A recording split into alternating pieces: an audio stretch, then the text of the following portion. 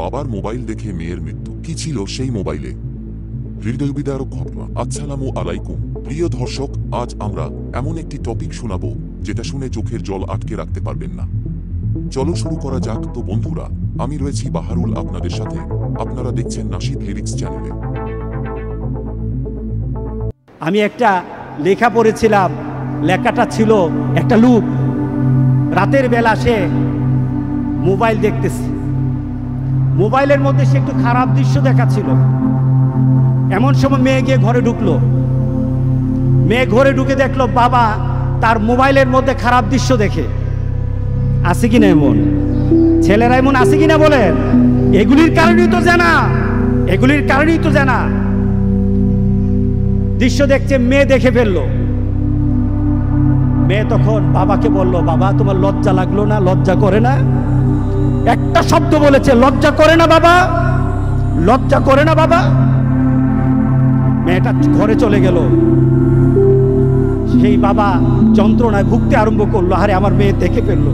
আমার মেয়ে কি কথাটা বলেছে, লজ্জা করে না বাবা? মেয়েটা সহ্য করতে পারলো না। সে লোকটা অফিসে চলে গেল।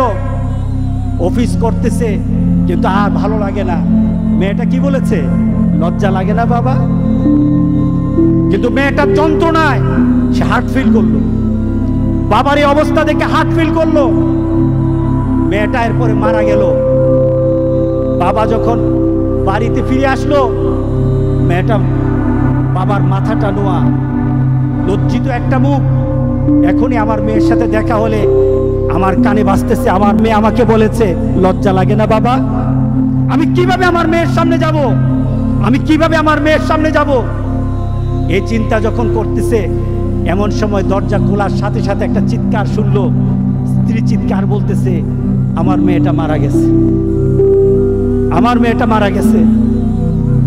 বাবার কানে তখন বাজতেছিল রাতের কথা, লজ্জা লাগে না বাবা? তার দাফন হলো, তার জানাজার ব্যবস্থা হলো। দাফন করার সময় মেয়েটাকে যখন কবরের মধ্যে দাফন করে দেয়, কবরের মধ্যে রাখা অবস্থায় বাবা একটা চিৎকার করার কথা ছিল। মেয়েটা তো চলে যায়, বাবা চিৎকার করার কথা ছিল। বাবা চিৎকার করে নাই, বাবা হেসে দিয়েছে। বাবা হেসে দিল। তাকে জিজ্ঞাসা করলো, তুমি হাসছো কেন? আমার মেয়েটা চলে গেছে, আমার কলিজার টুকরাটা চলে গেছে, কিন্তু আমার জীবনের মধ্যে একটা আঘাত দিয়ে পরিবর্তন করে গেছে। যেই নীতিতে আমি আমার চরিত্রকে নষ্ট করছি, আমার ঈমানকে নষ্ট করে দিতেছি, আমার মেয়েটা হারিয়ে ফেলেছি, কিন্তু আমি আমার আখিরাতকে বুঝে ফেলেছি।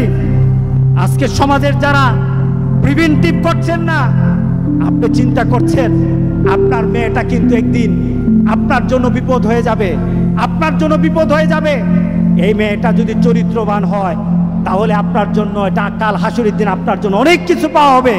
আর এই মেয়েটা যদি চরিত্রহীন হয়, তাহলে মনে রেখে দিয়েন, আপনার মেয়ে কিন্তু আপনাকে ছাড়বে না।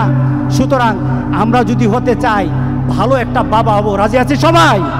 এই দুশ্চরিত্র স্বভাব যার মধ্যে আছে, যেই বাবার মধ্যে দুশ্চরিত্র স্বভাব আছে, এই কারণেই মেয়েগুলি খারাপ হয়, ছেলেগুলি খারাপ হয়। বাবা নামাজ নাই, মেয়ের নামাজ নাই, মার নামাজ নাই, মেয়ের নামাজ নাই, ছেলের নামাজ নাই। সুতরাং আমরা চলুন একটা সুন্দর একটা সমাজ চিন্তা করি, যে সমাজের মধ্যে খারাপই থাকবে না, প্রতিরোধ গড়ে তুলবো ইনশাআল্লাহ। রাজি আছে? তো বন্ধুরা, কি বুঝলেন গোলাম সারোয়ার সাইদি হুজুরের কথাগুলো শুনে? তোমার ধারাবাহিক অনুযায়ী কমেন্টে জানান। তো বন্ধুরা, আমি ছিলাম বাহারুল, আপনাদের সঙ্গে দেখা হবে পরের ভিডিওতে। ততদিন ভালো থাকবেন, সুস্থ থাকবেন। খোদা হাফিজ।